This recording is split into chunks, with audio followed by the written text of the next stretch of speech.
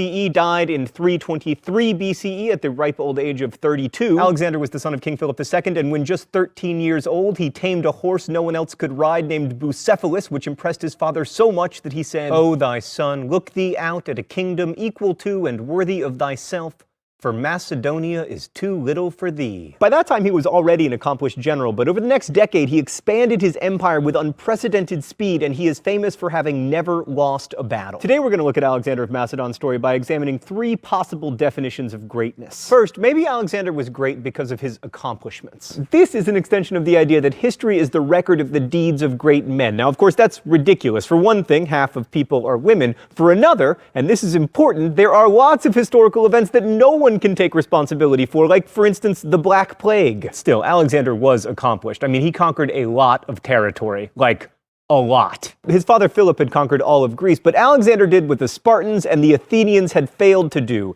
He destroyed the Persian Empire. He conquered all the land the Persians had held, including Egypt, and then marched toward India, stopping at the Indus River only because his army was like, "Hey, Alexander, you know what would be awesome? Not marching." Also, Alexander was a really good general, although historians disagree over whether his tactics were truly brilliant or if his army just happened to have better technology, specifically these extra-long spears called sarissas. But much of his reputation as a general, and his reputation in general, anybody? Puns? Maybe I should stop? Okay. Is because of Napoleon. Napoleon, like many other generals through the millennia, was obsessed with Alexander the Great, but more on that in a moment. That said, Alexander wasn't very good at what we might now call empire building. Alexander's empire is definitely visually impressive, but it wasn't actually much of an empire. Like, Alexander specialized in the tearing down of things, but he wasn't so great at the building up of institutions to replace the things he'd torn down. And that's why pretty soon after his death, his empire broke into three empires called the Hellenistic kingdoms. Each was ruled by one of Alexander's generals, and they became important dynasties: the Antigonids in Greece and Macedonia, the Ptolemies in Egypt, the Seleucids in Persia, all of which lasted longer than Alexander's empire itself. A second kind of greatness, maybe Alexander was great because he had an enormous impact on the world after his death. Like King Tut, Alexander the Great was amazingly good at being a dead person. Let's go to the thought bubble.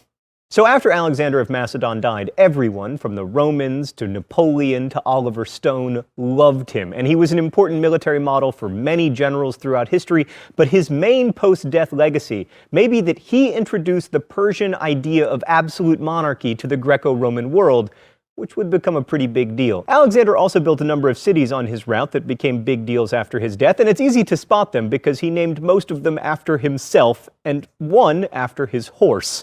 The Alexandria in Egypt became a major center of learning in the classical world and was home to the most amazing library ever, which Julius Caesar probably accidentally burned down while trying to conquer a bunch of land to emulate his hero, Alexander the Great. Plus, the dead Alexander had a huge impact on culture. He gave the region its common language, Greek, which facilitated conversations and commerce. Greek was so widespread that archaeologists have found coins in what is now Afghanistan with pictures of their kings with the word king written beneath the pictures in Greek. This is also why, incidentally, the New Testament was eventually written in Greek. Although Alexander was mostly just conquering territory for the glory and heroism and greatness of it all, in his wake emerged a more closely connected world that could trade and communicate with more people more efficiently than ever before. Alexander didn't make those things happen, but they probably wouldn't have happened without him.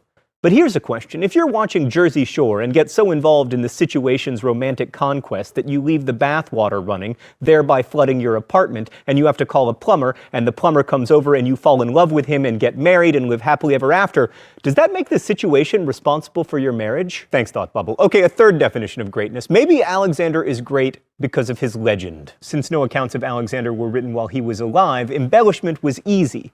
And maybe that's where true greatness lies. I mean, the guy died at 32 before he ever had a chance to get old and lose battles. He was tutored by Aristotle, for God's sakes. Then there's Alexander's single-minded, obsessive, Ahab-esque pursuit of the Persian king Darius, who he chased across modern-day Iraq and Iran for no real reason except that he desperately wanted to kill him. And when Bessus, one of Darius's generals, assassinated him before Alexander had the chance, Alexander chased Bessus around until he could at least kill him. These almost comical pursuits pursuits of glory and heroism are accompanied in classical histories by stories of Alexander walking through the desert and it's suddenly raining and these ravens coming to lead him to the army he's supposed to fight. And stories of his hot Persian wife Roxana, who while still a teenager engineered the assassination of many of Alexander's fellow wives. And even in his death, people tried to make Alexander live up to this heroic ideal. Like Plutarch tells us that he died of a fever, but that's no way for a masculine, empire-building, awesome person to die. So rumors persist that he died either of alcohol poisoning or else of assassination-y poisoning. I mean, no great man can die of a fever. In Alexander the Great, we have a story of a man who united the world while riding a magical horse only he could tame across deserts where it magically rained for him so that he could chase down his mortal enemy and then leave in his wake a more enlightened world and a gorgeous,